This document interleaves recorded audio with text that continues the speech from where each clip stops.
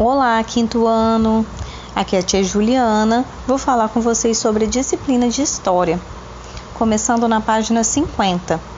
O conteúdo é cidadania. Podemos dizer que a cidadania é a prática dos direitos e dos deveres sociais e políticos estabelecidos dentro de uma comunidade. É também a condição de cidadão, ou seja, se uma pessoa leva sua vida social de acordo com as leis, com as normas, com as regras do lugar onde ela mora, ela é considerada uma cidadã. Está praticando a cidadania. A cidadania é uma ideia dinâmica, está sempre mudando. Essas mudanças são causadas pelas transformações sociais nos momentos históricos. Um bom exemplo disso é o momento que estamos vivendo agora, esse momento da descoberta do coronavírus, onde as pessoas foram orientadas a ficar em casa, os comércios fechados, as escolas fechadas, e o fato das pessoas se cuidarem com o objetivo do bem coletivo é um ato de cidadania. A primeira noção de cidadania veio dos povos gregos da antiguidade, com seu conceito político de democracia. Entretanto, não era conferido o título de cidadão a qualquer habitante das comunidades gregas. Apenas homens livres, geralmente os que tinham posse ou guerreiros, filhos de outros homens livres, podiam ser cidadãos. As mulheres, crianças, estrangeiros, escravos, comerciantes, artesãos não eram considerados cidadãos, e suas opiniões não tinham qualquer valor. Mas a noção de cidadania mudou de acordo com o tempo.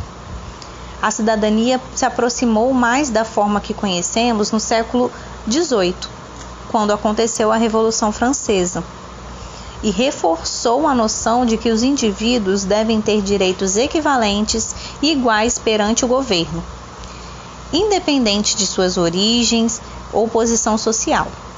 Entretanto, esse conceito ainda deixava de fora as mulheres, as crianças e os escravos. Foi preciso muita luta para que o conceito atual, que inclui todas as pessoas, independentemente de quem sejam, fosse formado. Vários movimentos sociais de trabalhadores, de mulheres e várias minorias se formaram, com o objetivo de a cidadania ser plena para todos. Foi um processo longo e que ainda está em movimento, visto que até hoje se faz necessário que as pessoas lutem para fazer valer seus direitos.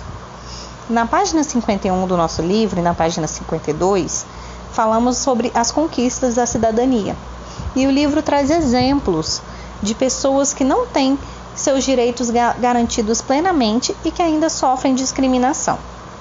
O primeiro exemplo, que fala da relação escravo e senhor, nos mostra a discriminação contra os negros.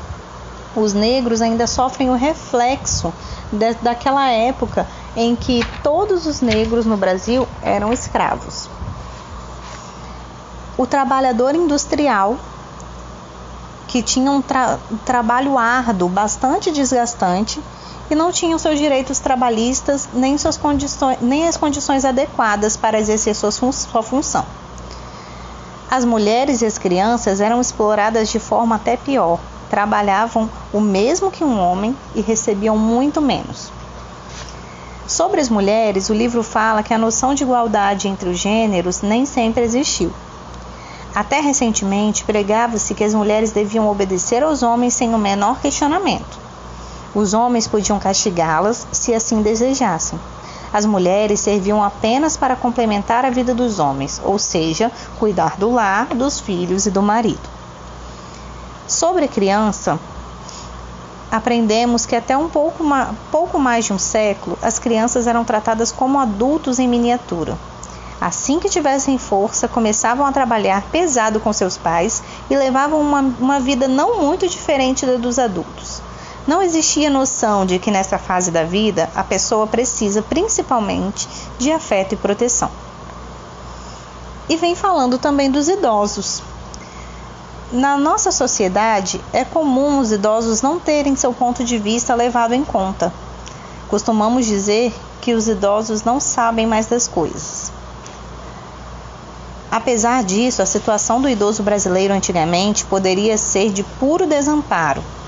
O direito à aposentadoria não era um direito de todos, e sim um privilégio de poucos. E aos que envelheciam, restava apenas viver das economias que fizeram durante a vida ou ser amparados pelos familiares, pois não tinham mais apoio nenhum do governo. A conquista dos direitos. A conquista dos direitos se deu através de muitas lutas das minorias, assim como acontece até hoje, em que as pessoas vão à luta, procuram garantir seus direitos de alguma forma. E assim são criadas novas leis para atender às necessidades das pessoas. Na página 54, falamos sobre a Constituição. Os direitos que as pessoas conquistaram só são garantidos por lei quando são estabelecidos em uma Constituição. A Constituição é um conjunto de leis que dita as regras de um país. Nela, além dos direitos, estão descritos também os deveres de cada cidadão.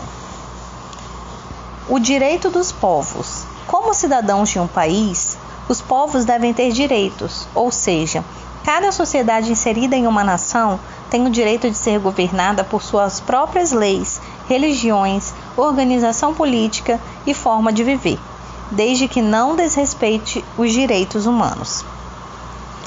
Sem a prática de valores, não podemos falar em cidadania.